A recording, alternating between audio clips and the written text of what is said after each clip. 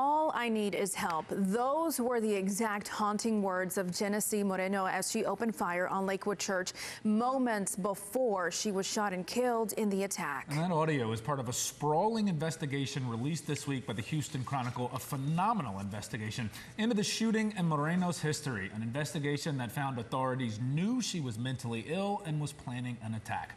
And joining us live right now to share more is part of the Chronicle's investigative team with that piece, Caroline Gisolfi. Caroline, thanks for coming in. Good afternoon. How would you sum up basically the findings of the investigation?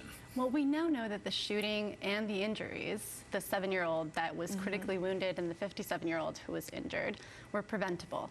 Our investigation shows that a dozen government agencies had the opportunity and the authority to intervene and to stop this shooting, and they never did. Yeah, and you guys definitely dig deep into this investigation. What stood out to you the most as you guys were digging into this? Because it seems like there were so many red flags already, years past. Yeah. There really were. The 911 calls specifically. We reached out to 7 law enforcement agencies and we requested 911 calls and police reports, and we got hours of footage back. What we found is that Genesee Moreno reached out to police multiple times. She told them that she was armed, she was stockpiling weapons in her home at the time, and that she wanted to shoot people.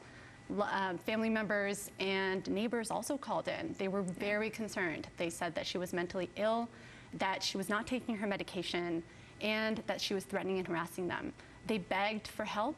They knew that she had a child, and they were very concerned about this small medically challenged child that was living with her at the time, but they never got help.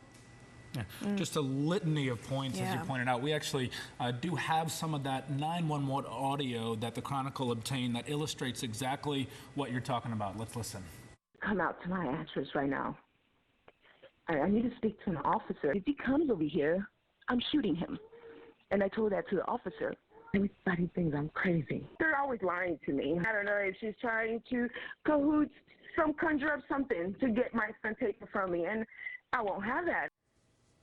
Chilling stuff, and of course it ended with Moreno in Lakewood Church as she's shooting the automatic weapon, saying, all I need is help. Now, Caroline, the big question here is what could authorities have done, and what did y'all learn about why they didn't intervene?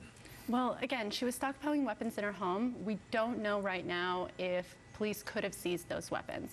There's a federal law that bans weapon possession for individuals who have been committed to mental health treatment. Moreno was committed in 2016, but it's unclear whether there was a court order that officialized that commitment and triggered the law. What we do know is that she made violent threats on the phone with law enforcement police officers and law enforcement agencies. Right. Yeah. And that itself was actionable, but police didn't take action. We also know that several family members asked for welfare checks. That's an integral part of our law enforcement system here in Texas, and it helps identify problem areas and problem situations like this one. But again, law enforcement agencies turned down those requests. And they also never referred her to mental health treatment, which could have helped her in those years. So lots of opportunities that were missed. Over the years. Over the years. And I do want to point out in the report, you mentioned that there were thousands of public attacks on social media. That is huge. We know how social media is a big influence here in our world now. So months before the shooting, and in the report it also says, quote, that you were told by officials there is no local, state, or federal system to track these threats on social media. So basically, so many red flags, and then this just fell through the cracks. That's right.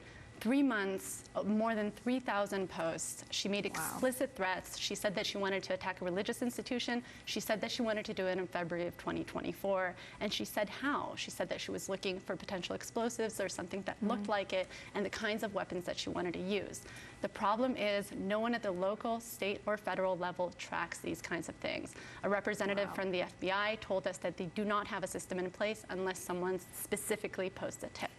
You see on the screen right now the Chronicle's investigation of Moreno, detailing, Caroline, the things that y'all went through in terms of studying every interaction with law enforcement, government documents, court filings, 911 calls, nearly 30 of them, reviewed more than 3,000 social media posts like Mayra talked about, and then y'all interviewed, you cross-referenced them, and then you submitted those findings to legal experts, mental health experts. As you went through this investigation, what was the most challenging part of it? I mean, that is an exhaustive paper trail there.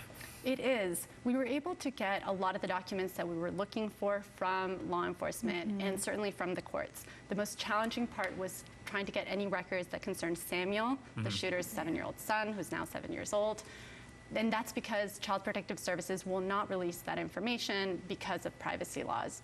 We do know through Wally Carranza, who is the child's paternal grandmother, that Child Protective Services was involved in his life from the day he was born. He was born with drugs in his system. Oh, goodness. And several incidents that were very concerning were reported over the years to the Child Protective Services hotline.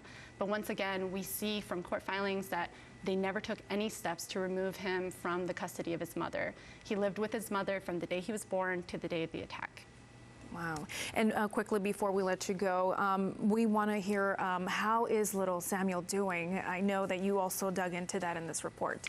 That's right. We spoke to Wally Carranza about a month ago. The last we heard, the child is not doing better. Wow. He cannot walk, he cannot speak, and they don't believe that he'll be able to walk or speak in the future. He currently still has a bullet embedded in his brain, another one shattered part of his skull. And I guess lastly, as we close, Caroline, the multiple law enforcement agencies that you did talk to, many of them wouldn't talk to you, said, hey, we did our job and you're just connecting the dots in retrospect. What's the response there? We need to do a better job of having law enforcement agencies speak to each other. Essentially, the comment that we got over and over again from different agencies was we couldn't do anything with the small pieces of information that we had. We think our reporting shows otherwise, but if they talk to each other, if they work together more, they will get a better view of what's happening and be able to prevent these kinds of incidents from happening again in the future. Yeah. Wow.